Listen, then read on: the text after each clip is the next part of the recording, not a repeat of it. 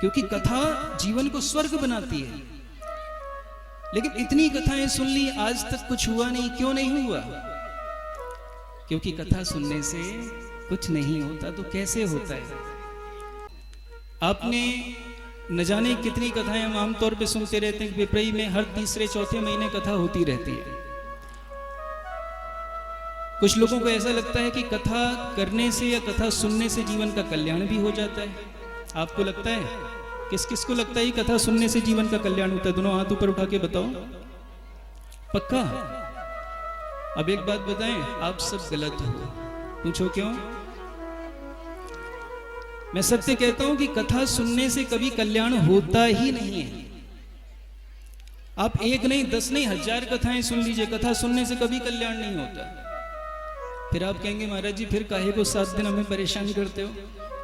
हाँ, देखो कुछ लोगों को भागने की भी पड़ती है। भैया घर में जाके रोटियां बनानी है, कौन खिलाएगा, कौन बनाएगा? तो कथा सुनने से क्या होता है? याद रखना, कथाएं सुनने से अगर कल्याण हो रहा होता ना, तो आज भारतवर्ष स्वर्ग से भी सुंदर हो जाता।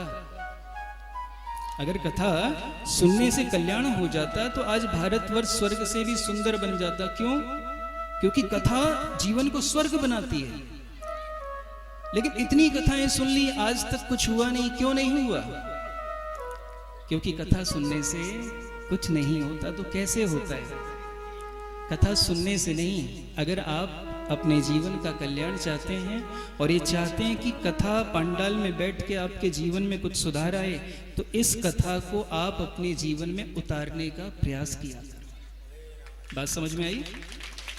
हम लाख बातें सुन लें, हम लाख कथाएं सुन लें, इतनी कथाएं सुनने के बाद यदि हम अपने जीवन में कथा को उतार ना पाए, ये ना समझ पाए कि इस कथा का हमारे जीवन से संबंध क्या है, हम ये ना जान पाए कि आखिर इस कथा, ये एक बात बताओ, वही धुंधकारी चरित्र, वही धुंधली का चरित्र, वही ठाकुर जी का विवाह कितनी बार सुन चुके हो आप, लेकिन हमारे जीवन में क्या संबंध है इसका?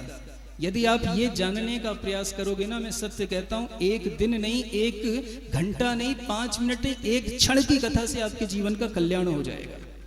एक क्षण की कथा।